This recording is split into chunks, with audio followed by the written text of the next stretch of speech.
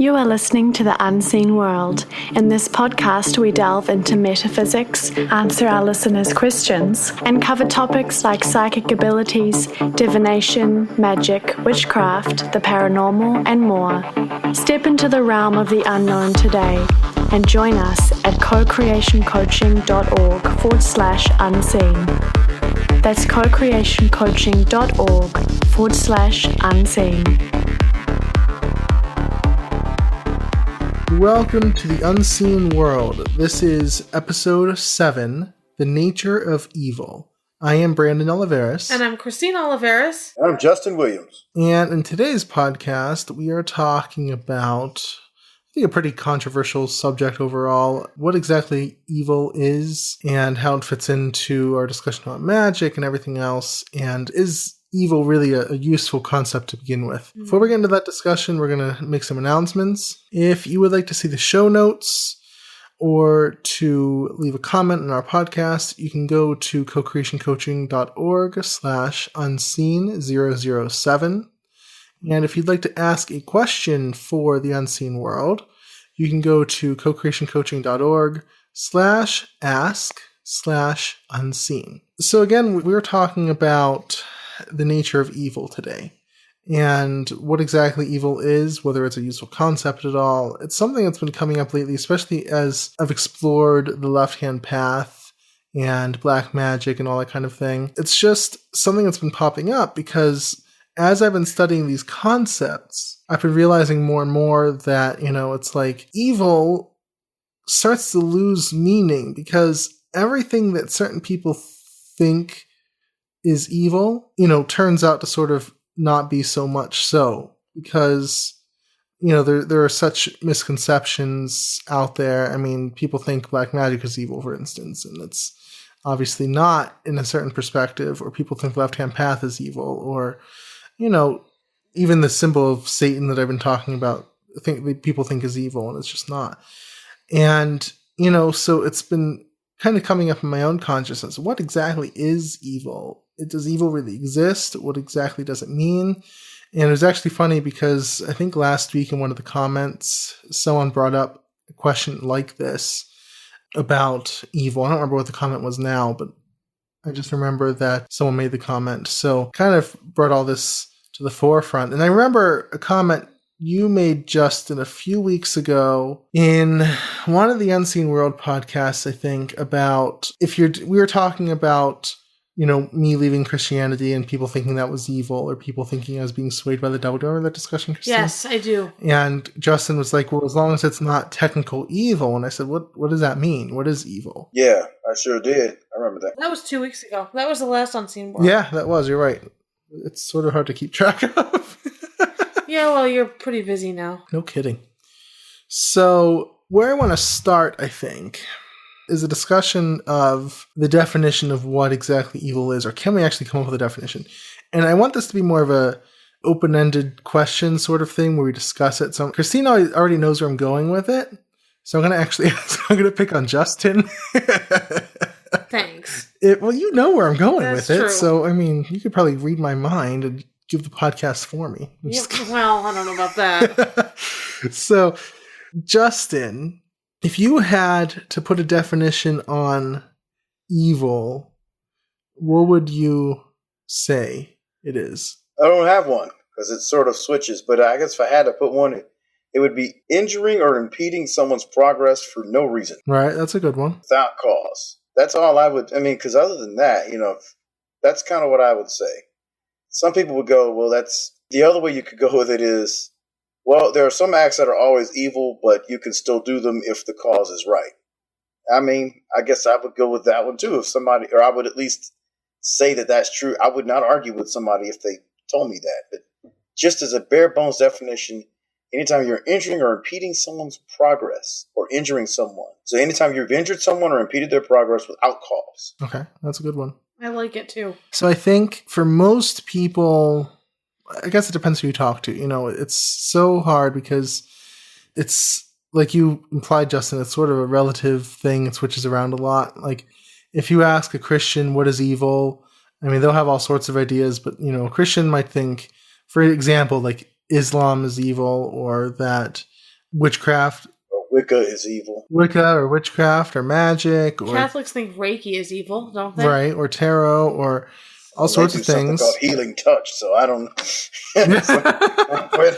So, you know what I mean? Like, there's all sorts of different things a Christian might say. A Muslim would think, certain radical Muslims would think that Christianity was evil, or Western culture in general. You know what I mean? Like, it's sort of slippery. Some people might go with something like, if you are harming someone, then that's evil. But then we have to come down to, how do you know if you're harming someone or not? Really, in the broader term of things. And even with your definition, Justin, it's a really good one.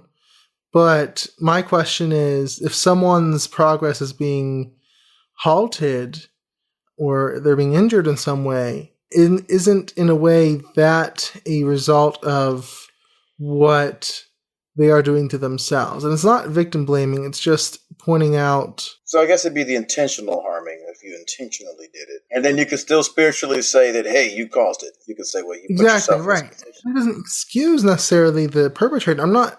This is very difficult ground we're walking here. I don't want to say that we're excusing people who do harm. And I'll talk about this later, that doing harm, is very different from, let's say, what evil is in general. We're just talking about the label of evil. What you personally put up with in your own life is totally different. We'll talk about that later on in the podcast. And is there even such thing as evil? That's another... That's what I'm really getting to. So because everyone's evil is relative. There is depending from culture to culture and context to context, it changes. There are different variations of it depending upon where you go. For example, in the old Wild West, if you took a man's horse, that was actually tantamount to a death sentence. So if you were caught as a horse thief, they'd hang you. Because actually, a man died in the desert without his horse, possibly. That was actually really serious. Stuff just depended. Right. So, it's so hard to pin down. Again, so if you're intentionally harming someone, isn't it in a way that, first of all, two things, that number one, they somehow, energetically speaking, magically speaking, brought that into the reality. Again, not to blame the victim, just to pointing out of, deep down stuff. The spiritual laws of it, the principles of it. Didn't they somehow get that into their own world? Second of all, if they did indeed bring that into their own reality, then isn't it somehow serving a higher purpose? Because it's either going to motivate them to improve, spiritually, or to become more powerful, spiritually speaking, energetically speaking, magically speaking. We talked a while ago about, is anything really ever off your path? Can you really ever be off your path? Broader context, the answer is no. Yeah, and I have I don't mean to cut you off, but I have a friend who I visit a lot, and she's local, and she's gone through a lot, and I don't think, as tough as things are for her sometimes, I don't know if she would say, she would always say something like, I'm glad it happened because I'm more powerful. Right, exactly. Right. I don't think she would change it. Right. Even if at that time she's just like, oh my God, Yep. She's always stronger. She doesn't play victim. Mm-hmm. She knows it's for a greater purpose. It's incredible. The thing is, you could say that, it's never evil because it's always helping that person. It's the way they had to learn that lesson. You can do a lot of stuff with that, and then, it's for your higher good. You didn't learn the lesson the first 2 times or 3 times. It was presented to you at first, so this evil thing had to happen, or this bad thing had to happen to you. So this is not really evil because this is actually helping you on your higher path. You can do that kind of stuff if you really want. Explain that to a rape victim. Well, and again, this is what I'm trying to say here is that it is very sensitive. It is walking a very fine line that I really want to not offend anyone. What I'm not asking if certain actions are harmful. What I'm asking is, does evil exist? Yes, horrible things happen. And when I say horrible, I mean that they are harmful to us physically, emotionally, psychologically, spiritually. That's true, yes. But it actually kind of brings me to my next point, so thank you. But the question is, does evil actually exist? because I want to bring in a quote which I totally agree with, and we talked about something like this in philosophy when I was in college. I don't think it was this exact quote, but we talked about something like this. You know who Mary Shelley is? Yeah, she Author wrote of Frankenstein. Okay, that's what I thought. Like, why is that so familiar? Okay. But she said, "No man chooses evil because it is evil. He only mistakes it for happiness, the good he seeks." I don't totally agree with that, but that is true actually in many. I do because, okay, if you see any coverage of like a serial killer or anything like that, someone who does what we would consider the worst evil, they always justify it. They never think, oh, I was so happy to cause all this pain. I know I was doing horrible things, and it's, oh, I'm so happy I was doing horrible. No Some one. of them are. Some of them are. Well, but they see it, they turn it to good in some way in their own heads. Like, you know, I don't remember which example this is, where it comes from, but there was who was the serial killer who killed prostitutes, and his excuse was he was cleaning the streets, basically. Yeah, I mean, they'll do that. I'm just saying some people really just, I don't know, I've worked with people. They just did things. Like they didn't justify it. They just did it because it was there to do. And they felt like it, and they wanted to gain something from it. But they never think they're doing evil, though. I have never seen an example where someone actually thought he was doing evil. I mean, if they do, like, it's later on and they feel guilt about it. But no one at the time thinks they're doing evil and is happy that they're doing evil. Like, I mean, it's a very fine line again, but most, if not all, people who do something like that justify it in some way to themselves, that it was actually to them a good thing, or at least at minimally speaking, not a bad thing, right? Because the human mind is a very powerful thing that it can rationalize. I mean, how did the Crusades happen where, tons of people were killed in the name of religion? Or how did the Inquisition happen? I mean, we can justify all sorts of different things and rationalize all sorts of different things. Look at the Holocaust. But we never think at the time, yes, I'm doing evil. Not even Hitler thought he was doing evil. He thought he was doing a great good. I'm not saying he wasn't, but he thought he was. Okay? So no one ever thinks at the time, yes, I'm doing evil right now. Ha ha ha. Even the people that kill people for what's the name? I'd say most people are like what you said. I don't know. Even the people who kill for having, how can I put this delicately because I don't remember the name of it, sexual relations with dead people. Ew. What's the name of that? Necrophilia? Necrophilia. That's a justification too. That took a turn. No, but that's necrophilia, not pedophilia. No, necrophilia. No, but that's a justification though.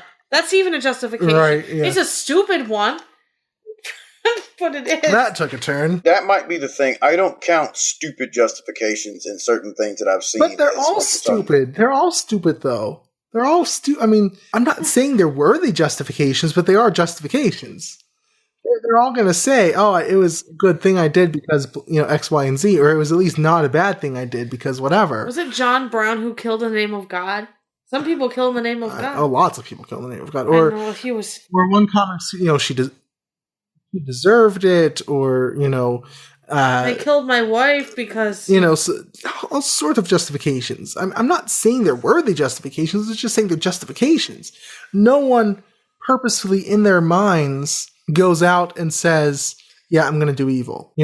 They might know it's evil in the eyes of someone else, but in their own eyes, somehow it's not evil, right? So that's what I'm saying. No one, goes out to say, yeah, I'm going to do some evil today. But we have to be... Hello, guys. We're going to do a little evil. We have to be mindful of this, because if you look throughout history, what you see is a whole bunch of people demonizing a whole bunch of other people. I mean, even bullies. Why do bullies do what they do? They don't say, oh, I want to, this is evil, so I'm going to go do this. Right. If you look through history, you see a whole bunch of people demonizing a whole bunch of other people. And, I think we discussed before about, or maybe I don't remember, we discussed it, or I told Christine about it, but the church would demonize heretics, heretical groups, Right. especially in the Middle Ages. And they would write these horrendous descriptions of how they were, sacrificing babies and drinking blood and all sorts of horrible things. And, and even, last century, in the 20th century, in the 80s, the Satanic Scare, where after the Church of Satan came out, after they were formed and they were pretty public, and then everyone started thinking Satan was everywhere, in rock music, and then there were all these sacrifices going on, and the kids were at this, kids were getting caught up in it, they would talk to young kids and basically lead them on. I'm saying psychologists would lead them on to believe that they had been part of some satanic ritual when they never were actually. I mean, there was no substance to those allegations whatsoever. But, people would be scared of something, demonize it, make up a whole bunch of scary stuff about it. None of it was actually ever true, right? So evil seems to be, to me, from looking at, when you go back through history, seems to be what other people are doing that we don't like, basically. Pretty much. Essentially, right? If you don't like it, it's evil. If we don't like it, it's evil. That's true. Most of the time, many times. It's what other people are doing that we don't like. So it's so simplified. And I guess I'm sort of desensitized to it a little bit because growing up and meeting a lot of Christians and people of other religions too, who would judge and demonize this or that thing, and then going and actually exploring that thing, and it wasn't even close to what they thought it was. That it's like, okay, you thought this was evil. It's actually not. I mean, not when you really look at it, So even, for example, Christians think Satanists are evil. Most Satanists are atheists. There are some who aren't, but even the ones who aren't doing evil. They aren't doing sacrifices and whatnot. That's not happening. So every symbol of evil that has existed has been some sort of misrepresentation of the truth of what is actually going on. An oversimplification of what's actually going on. That doesn't mean bad things don't happen. What it means is that where you're normally looking for evil, it's not there. So that to me is pretty clear. My rationale or my opinion of what actually happens is not that there's some force of evil. I don't believe there's a force of evil. I believe when there's actually harm going on, when there's stuff going on where people are doing stuff that is way out there, take Hitler, take serial killers, take rapists, take whatever you want, I wouldn't call it evil because, again, they think they're doing good. And, there have been plenty of things that people thought they were doing good and later on were like, what were you thinking? In their sick little world, it makes sense to them. So to me, it's not evil. I guess I would call it sickness. Yeah, I can see it. I don't actually even get into evil too much. When somebody's doing something they shouldn't do, I just react accordingly to prevent it. Again, I'm not saying everyone's doing good, everyone's really good within and just forgive everyone and accept it. No, I'm not saying that. We'll get into that later. That is not what I'm saying whatsoever. What I'm saying is good and evil are oversimplifications of a dichotomy that just doesn't exist. It's really dual. When it's like, right.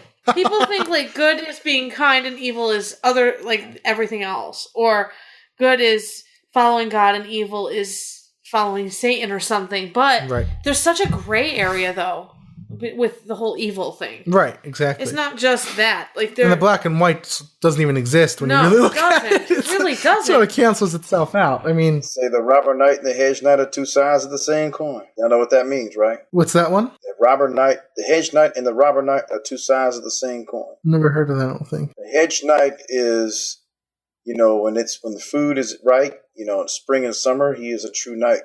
Fights for those who needs it. When times are lean and hard, he turns robber in the cold of winter. Ah, right. So it's all, when anything is a dualistic dichotomy, it just tends to be oversimplified. So what I'm saying then is not that this dichotomy doesn't exist as such because no one ever thinks they're doing evil. No one thinks I'm the one doing evil. It's always, oh, those people over there are the ones doing evil. It's a big blame game. Right? Those people over there are the ones. It's never me. It's always the other one. Well, how do you know? Like, where is it written, this is evil, this is good? I mean, no matter what happens, it's always going to be a subjective judgment. So it's never a good or evil thing. To me, it's that certain people have really, really, really ineffective belief systems, ineffective values, which lead to sickness. When I say that, I mean lead to things that harm many people in a clear physical, mental, emotional, spiritual way. Mm-hmm. Right?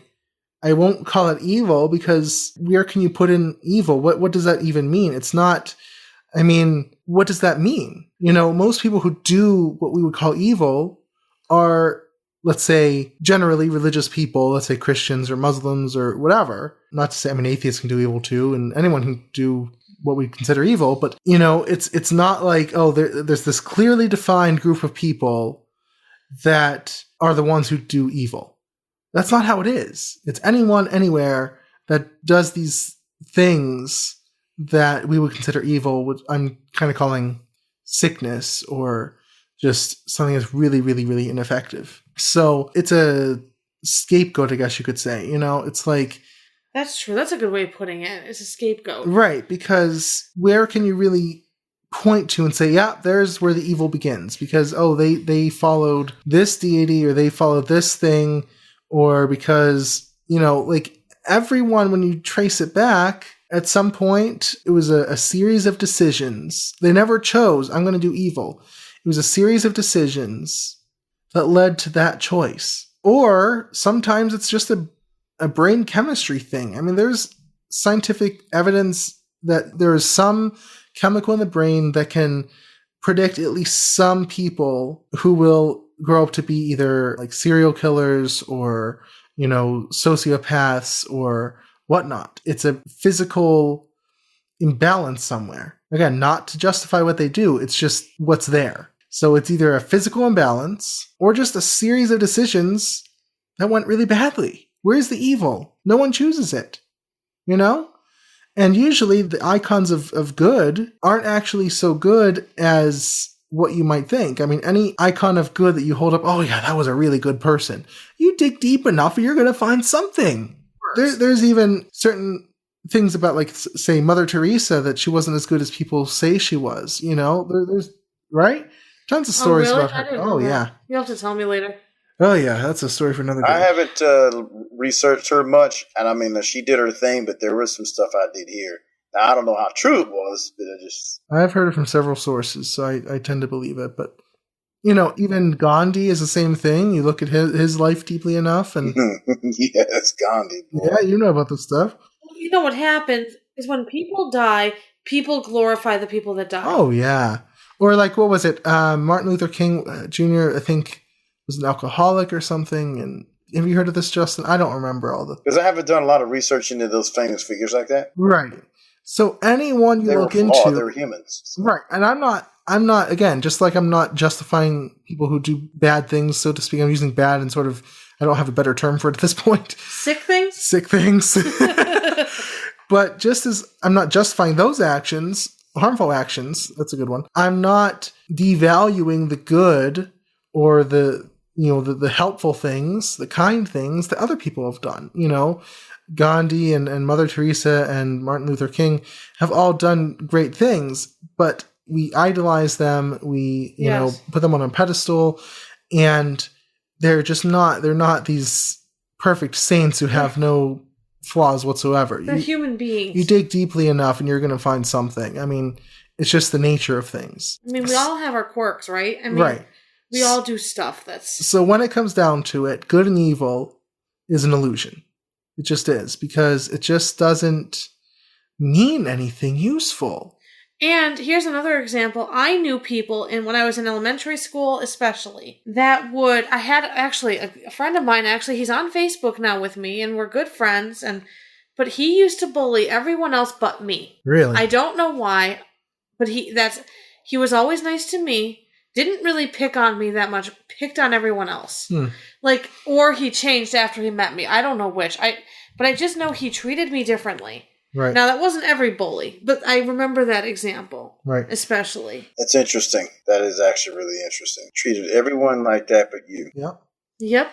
So those things are illusions, in my opinion. When you see someone doing something harmful, or what I'm saying is a sickness, it's either, like I said, a physical imbalance, or just a sickness, or a series of decisions, of choices. You know, they say that, like Hitler, I'll give an example, and I don't know a ton about his life before everything happened, but, you know, he grew up, he was Catholic, right? Yeah, his father abused him. He loved his mother. His father abused him. He was Lutheran. No, maybe not. He fought in World War One. He was Christian, yeah. But anyway, he was Christian anyway. And, you know, he was an artist. Really? Yeah, he tried to go to art school. I believe he was rejected.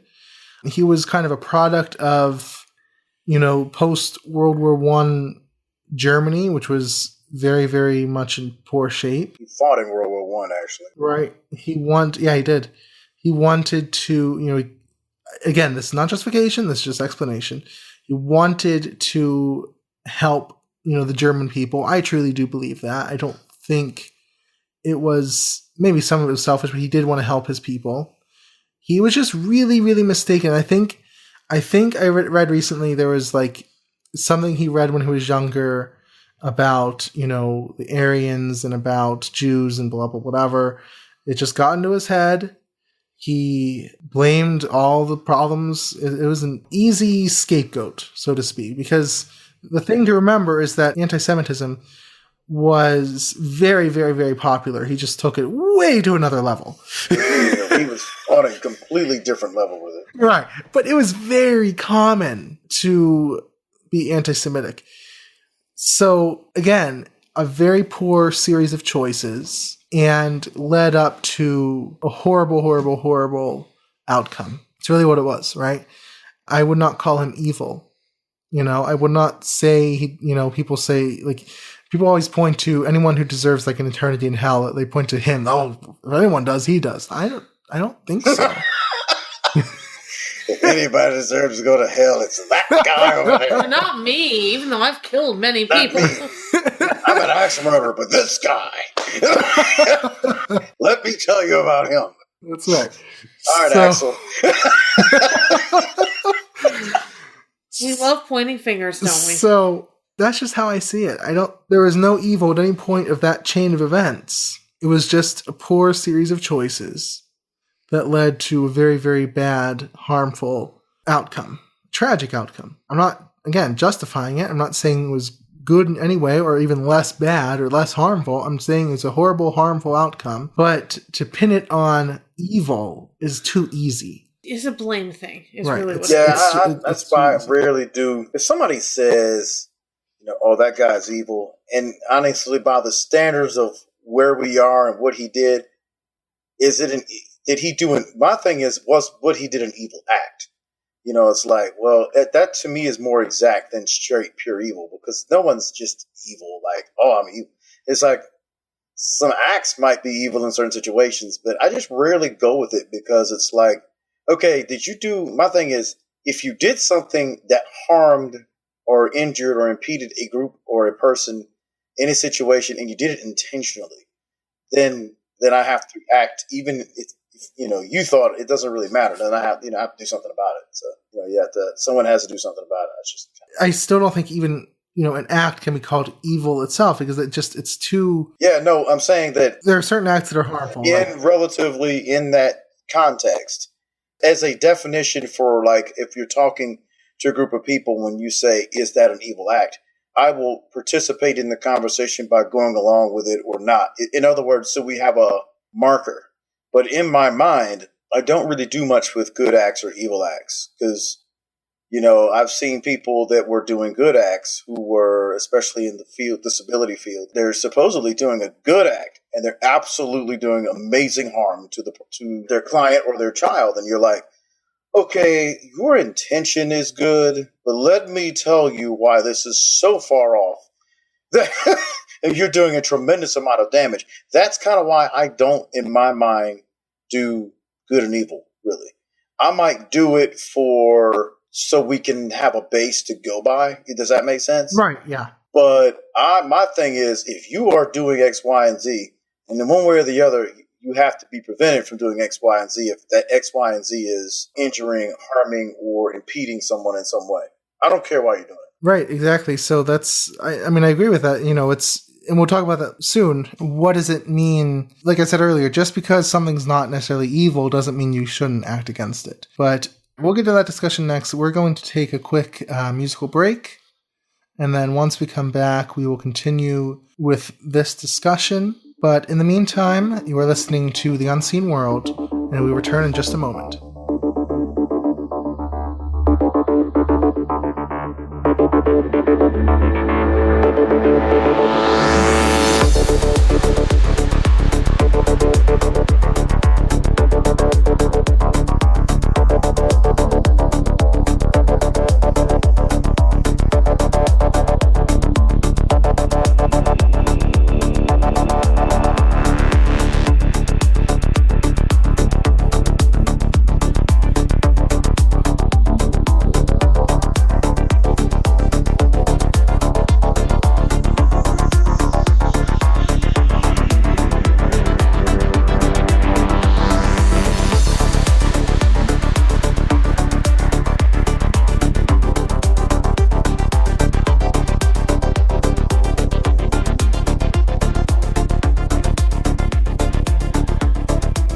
And we are back. Again, you are listening to The Unseen World. We are discussing today the nature of evil and how exactly evil fits into this whole discussion, we've been having lately about magic and whatnot, and just actions in general. So before the break, we were talking about just the definition of evil, and we were talking about, it's sort of just a useless dichotomy to make because it's too simple, right? And you can't really point to something and say, yep, that's evil. It's just really a series of really bad choices that people make. So what I want to discuss now is to say, okay, all that being said, all that being true, let's just assume, okay, there's no evil. Anything you assume to be evil is really not so. It's just either you're misunderstanding it or, it's just, like I said, a bad series of choices. But with all that being said, that doesn't mean that you don't have a choice over your life, that you don't have a choice over what you accept and what you don't accept, right? Just because you can say, yeah, that's not evil, there's no good or evil, it's all kind of relative, doesn't mean you don't have personal judgment. So all I'm saying here is there's no objective evil. I'm saying that there's nothing you can point to and say, yep, that is objectively, absolutely evil. You can't do that. There's just nothing you can point to and say that, right? But you can absolutely hold a personal code of ethics, a personal set of judgments about what is acceptable and what is not acceptable. So I'm not saying that you should say, there's just a core of good in everyone and there's no evil and everyone means well. And that's just plain naive. I used to do that. I used to be really, really, really, really, really over trusting. And oh my gosh, you want to tell some stories? It's gotten me in hot water more than once. Boiling water? Yeah, boiling water. You should tell a story. I don't even know. It's not even worth it. I don't know. Especially when you used to have your business. Oh, just, the best example was when I was like 17. Is that the one you were thinking of? Well, I was thinking of the current one, the one before that, but yes. No, that's a good one. That's true. When I was 17 and someone came along and made all these promises and said, yeah, I have all this experience and I can help out and I can really make your business grow. And I'm like, yay! I was a 17-year-old. I was dumb. And, seemed very nice, and then I gave him some money to buy some licenses for the business, and you can bet what happened with that money. Never saw it. And took a loss on that, $500 or so, I think. And got me in hot water with a few clients, and it was bad. And I repeated it a few other times, and So I was one who was always very, very trusting. And I'm not saying to be that way because some people... In your defense, you didn't know. Well, yes, but I've always been this optimist. Yeah, you have. I've always had this, I was always naive. You still do it sometimes. Sometimes. I think I've gotten better though overall, but... Well, you're also mature. I always try to find the good in people, and that sometimes can bite you back because, it's like some people, I'm not saying they're doing evil, but I'm saying that they mean to profit while not really caring what happens to you. And other people actually, this is probably the worst, they straight mean well and just are not going to execute. And you know it. Oh, that was not this person. He absolutely knew he was scamming me. I mean, I wrote a review on this one forum where people in my industry were, congregating. It was very active. Oh, it was. Yeah, I know what you mean. And for years afterwards, so I wrote this post about this guy and said, please just keep away from him. He scammed me out of like $500. Just keep well away. And for years and years after, I would get emails from people saying, this guy contacted me. I thought there was something fishy, and I looked him up on this forum, and I found your post, and thank goodness, because I could have really been scammed out of a lot of money because he was trying to get money out of me and whatnot. You even got it more recently. Yeah, a few years ago. Yeah, because I knew you. I remember. Yeah. So that little post did a lot of good for years, but, he definitely meant to do, but I know what you mean, Justin, too, but there are definitely people who mean to, scam someone. Now, again, that doesn't go against what I said earlier, because they'll justify it some way, like, oh, well, all that matters is my own profits or whatnot. Like, I don't know how they justify it. I just know that they do. But it's something that definitely happens. But so I would be very, very trusting and get in these tough situations. Some people aren't trustworthy. Okay. I'm not saying everyone is filled with good and you can trust them and whatnot and to accept everyone. I'm not saying that. Some people are downright dangerous. Okay. It's like saying, okay, just because a lion isn't evil for hunting down a smaller animal doesn't mean you should go walk up to the lion and try to pet it. Yeah, it's funny. It brings up a point because I was listening to this. I actually wasn't going to say this, but I will now. I was listening to this priest in the liberal Catholic Church who talked about evil spirits, or it's a misunderstanding really, because he's an exorcist in the liberal Catholic Church. So he's not in the Roman Catholic Church. He's in a different, which they're more open in the liberal Catholic Church. So basically he said, there are no such things as evil spirits. It's like a raccoon getting into your garbage can. Yep. That's what he said. Right, yep. Even if they possess someone for some reason, like evil spirits or something do that. Well, I'm calling them that because that's what people call them. Right. Negative entities, maybe. If they're possessing someone, they don't know that they're doing is wrong.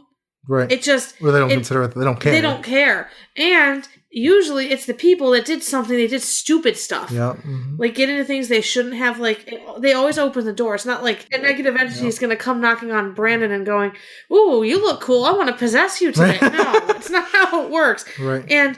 But he said, people have this misunderstanding about evil.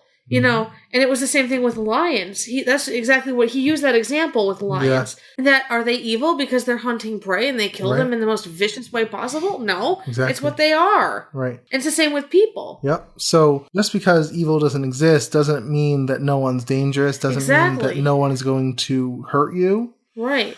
And you take those precautions. And this is one of the biggest, I think, virtues of the left-hand path is it's very realistic. As, I guess, Spartan as it seems, or pessimistic as it seems, it's about, survival of the fittest.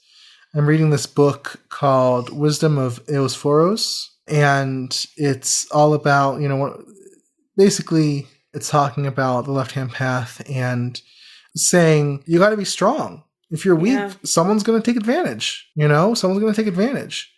And you have to be strong. No one else is going to do it for you. You have to be the one to do it. Survival of the fittest. That's how it is.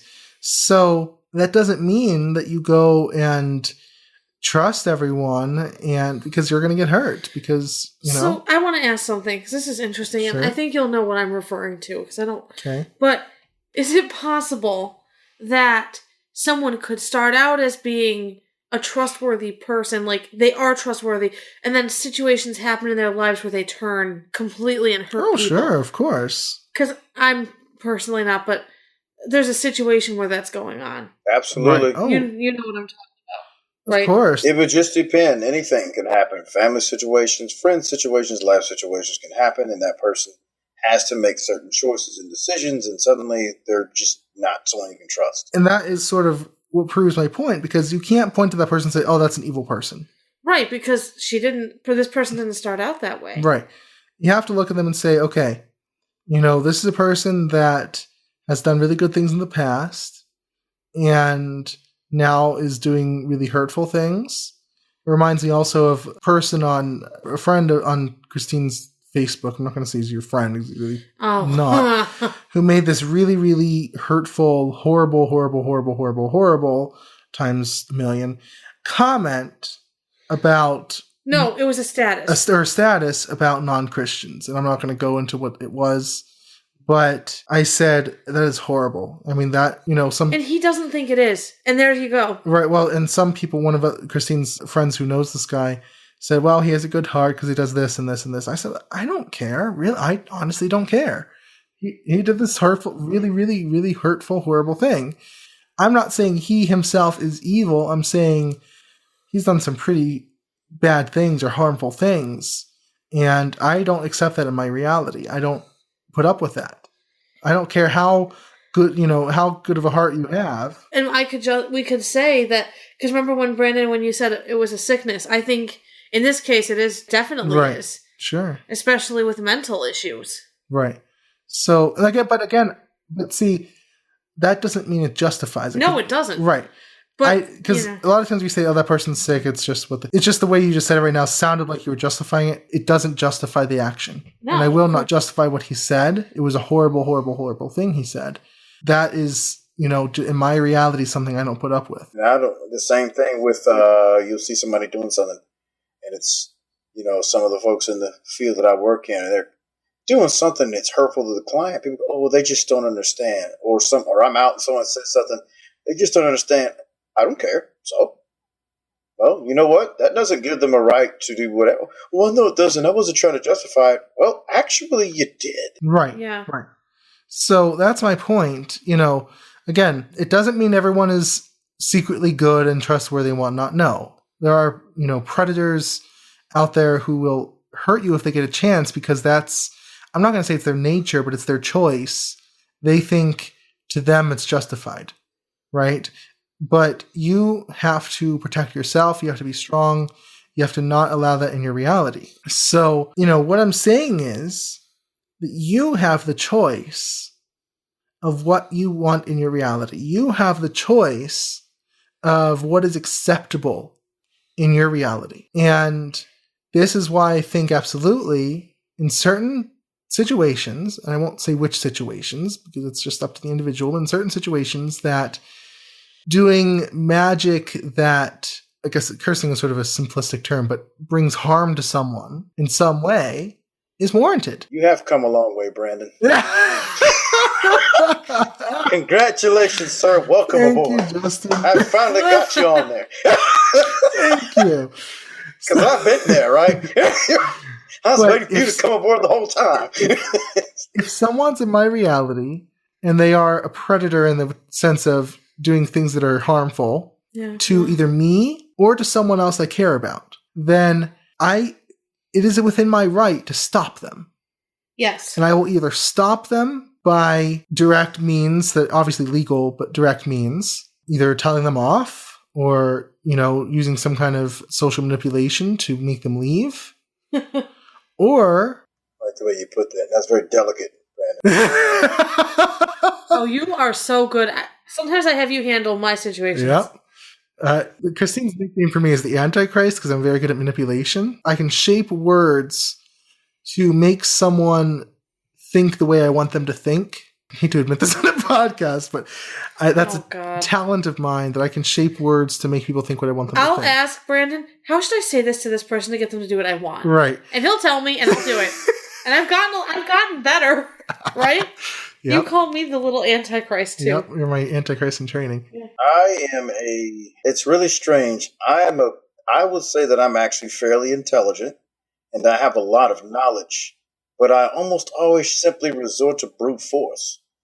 Whether it's with my words or actions or just simply saying, okay, I understand what's going on here. Let me explain to you what I'm going to do if you do this. So, however you want to approach it, you can either take, I would usually start with direct means if possible, but absolutely. If I can get you to. Right, absolutely, I can take magical measures. I really don't like what this person is doing in my life. They're not stopping. Therefore, they are going to be stopped magically, or they're going to know that I'm not very pleased about this. That is perfectly acceptable. It doesn't mean you think they are evil per se, but it means that they are not acceptable within your frame of reference.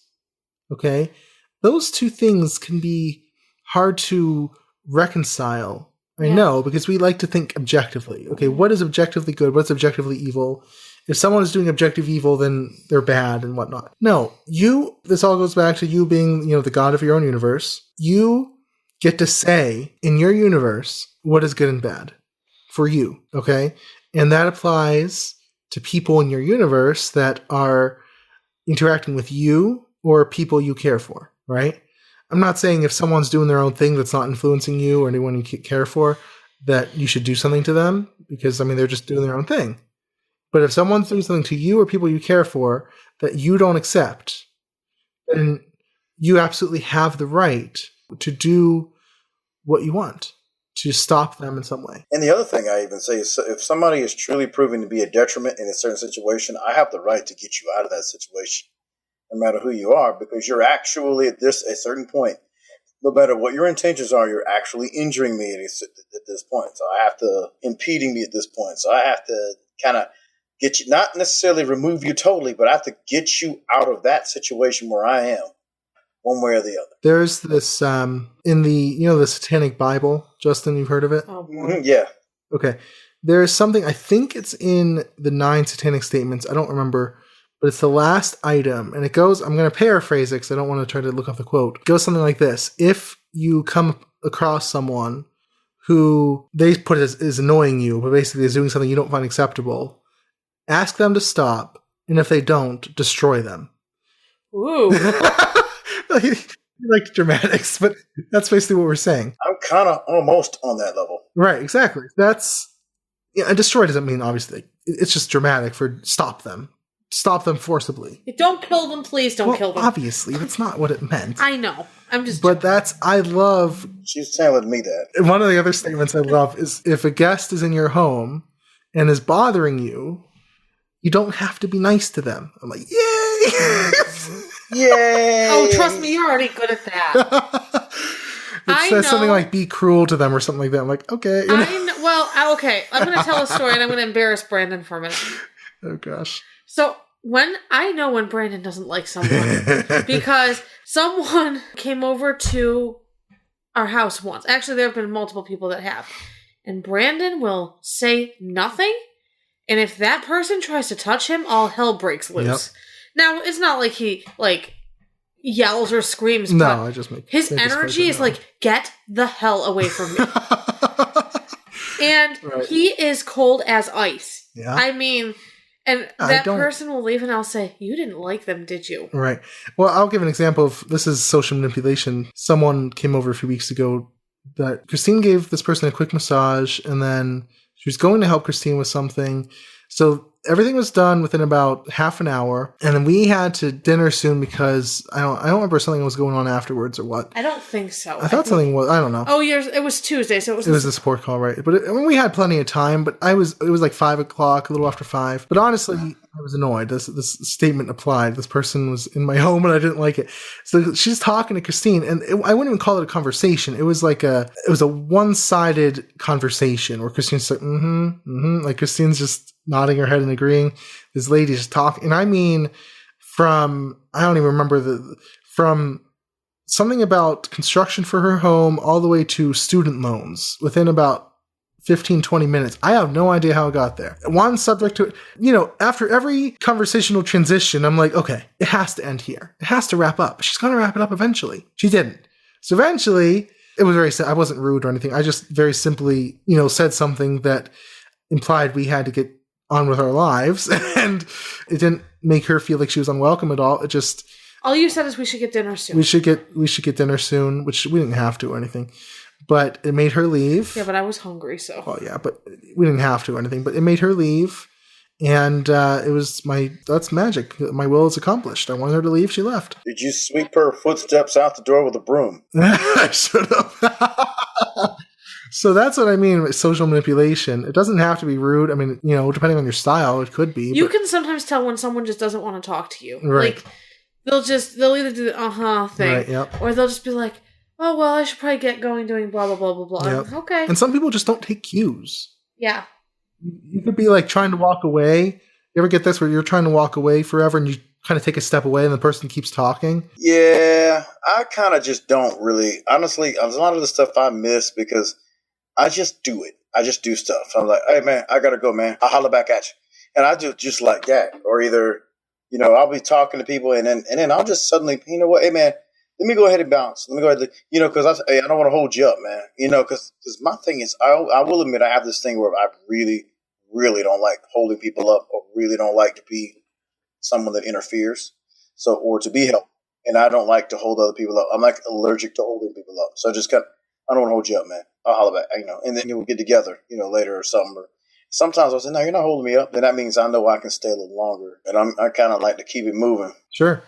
Right. So, but that's what I'm saying is that you are under no obligation to, first of all, be kind to someone. That's just you're not under an obligation to do that. I mean, if someone's annoying you, if someone's bothering you, if someone's doing something you don't accept, you have every right to either socially, psychologically, magically get rid of that person, and it could be in a gentle way or a forceful way. I'm not saying either way is right or wrong.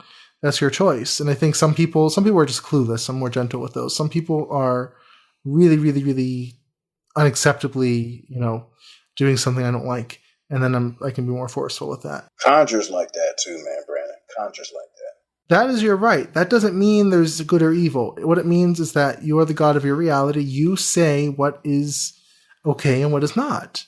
And as spiritual people, so many of us get this thing where we're like, I have to be nice to everyone, love and light. Well, love does not necessarily mean you have to be nice. Well, we had this discussion in the Order recently, the Order of the Black Flame. You don't even have to love everyone. Unconditional love is not a requirement. You don't have to. There are people I absolutely do not like and do not love. That is not a requirement. There are people that just not acceptable to me. Now, that might change if their actions change, but, you do not have to unconditionally love every single person in your life. It's not even possible, I don't think, right? No, yeah, universal love, sure. Unconditional, no. It's just not possible. It's not healthy because you get to be choosy about who's in your life and who's not, So a lot of spiritual people get to this place of, well, we have to accept everyone and we have to be forgiving of everyone and we have to love everyone and be nice to everyone. And it just, it doesn't work because then you suppress, right? You ever met a spiritual person who's trying to be nice to everyone, but they just suppress that anger that they have towards that one person? Well, okay, just be angry. Just be angry. And you'll get over it, maybe. And the thing is, yeah, we're all connected. That doesn't mean you have to try to overdo the love and friendship thing. I've never been able to do it. So right. You have permission to be angry. You have permission to not like that person. You have permission to hate that person if you really want. My mother used to say this thing, I don't hate anyone. I just dislike them. You're just saying that to make yourself feel better. There's some people I straight up hate. But see, the thing is, though, I don't like to do that. So I try to stop the energy before it gets to that level. It's actually not good to just keep randomly hating and all this other stuff. I've met people like that. But there are some times where you just make an exception. There's some times where you're like, okay, I just don't like Joe. I really don't. I don't like him. I just don't get along with him. Joe will take me places that I don't really want to go. And he don't want me to go. That's just how it is. Right. So you have that right. You don't have to be loving towards everyone or anything. You're allowed to be angry at someone. I'm not saying it should last forever. It should, the energy has to flow, but Right. you can kick that person out of your life. And, that's perfectly fine. It's not like, oh, I have to, be okay with you. And it's just some spiritual people become pushovers because they try to accept everyone. And forgiving is not the same as loving people. No, it's not. Forgiving only But you might helps not you. even be able to at first. And that's okay. And that is okay. And forgiving does not mean accepting stuff from people either. It just means, okay, I am okay with what you did. You will never do this again. We are not friends. We're not going to hang out. But it's okay that you did whatever it is you did. That's kind of forgiving. And if you can't, directly forgive them, then forgive them in spirit and keep moving.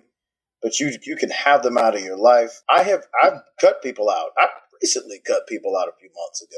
Didn't even tell them I did it. Just did it. Right, exactly. So that's, like I said, no, there's not objective evil. It just doesn't exist. But you have the right in your own life to say who can be there and who can't be. And you have the right to enforce that through social, psychological, or magical means. And knowing how to do that, the social, psychological methods we call lesser black magic. They're the, manipulation tactics where you accomplish your will through direct means, through just wordplay or certain psychological tactics or whatnot. And it's really important to be good at that. That will go a long way.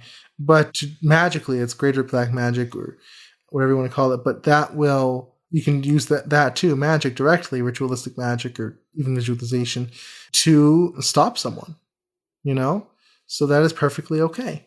It doesn't mean that there's objective evil. It just means that you don't like what they're doing, and that's it. And it's okay. We had this discussion again in the order recently about judgment, being judgmental or judging people. Obviously, certain kinds of judgments are kind of, let's say prejudice or sort of things like that. Not cool. But you can judge a person that you don't like them, that you don't want to be with them or hang around them or whatnot. That's judgment, but it's okay. That's fine. It's not against any rules or anything. You know what I mean? So that's hard for some people to accept because, again, kind of this love and light sort of right-hand path thing conditions us to say, yeah, we have to accept everyone and whatnot. That's not true, right? So but that's about all I have for today about this discussion about the nature of evil. I thought it was a really good discussion. Went really fast. I'm not mean, people. I'm not mean. I'm really not. You can be when you need to be, right? No, you got to do what you got to do, man. I can be too. You really got to do what you got to do. I don't really have a lot of. A lot of times, I'm seen as people who know me personally see me as very harmless, but Sure. They do, you know that. Yes, I know, but it's not true. Oh, it's not true. No, but I But you don't have to show your hide my claws, I guess. You remind me of a cat. I do not know what people get off of me, but I guess depends on who you ask. Very harshness. A lot of people think I'm very harmless, but I can get my will done when I need to, and oftentimes without people even knowing it, which is pretty awesome. So that's I want to be seen as someone who can get things done when I need to. But you're the nicest person ever. Yeah, but if you're on my good side. Yes, exactly. And that's just it. Right. So that's when people meet me and I tell them the stuff I've done, like that I get angry, they're like, "You angry?" I'm like, "Oh, you don't know the wrath of Christine." That's true. Of course, everybody gets angry. I love it when people joke around talking about, no, that person never gets angry. Yeah, they do. Right, exactly. The other thing I like is when people tell me that, you just don't want to see me mad. I almost laugh. I was like, you don't really understand. You get mad and nothing really happens but you yell. I get mad and go get candles and you got a problem. It's like... Apply your will and... this recent example with Christine's friend on Facebook who said those horrible things, I was very, very close. If it would have been a repeated incident, I probably would have, but I was very close to unleashing some magic. I still wish you would. I was so sickened by what this person said. I gave you permission. I considered it. I know. If it would happen again, I probably would have. Are you still friends with him? Yep. Okay, well, if it happens again. You just want it to I was very close. You still can. I know. But, I was very close. So, But Plus, anyway. I'm curious then I would remain friends with them and see what happens. Yeah, absolutely. Yeah, right? So, but yeah, this is a good discussion. I think it was, it's such a controversial thing. People were kind of afraid to go here, and it was a fine line, but I think we balanced it pretty well overall. I mean, some people like to get offended at anything, so we can't really help those, but if you really look at this rationally speaking, I think you can see where this is coming from and what we're saying here. So, hope everyone enjoyed this discussion. I had a lot of fun. I loved it. I thought it was great. Give me some ideas. Yeah, give you some ideas. I thought it was great. So, again, if you want to see the show notes or read the transcript or leave a comment, you can go to cocreationcoaching.org/unseen007. If you want to rate, review, or subscribe to us on iTunes, you can go to cocreationcoaching.org/unseen-iTunes, and that will take you to our iTunes page. So once again, I hope that everyone has a wonderful weekend, and I am Brandon Oliveras. And I'm Christine Oliveras. And I'm Justin Williams. Anything is possible.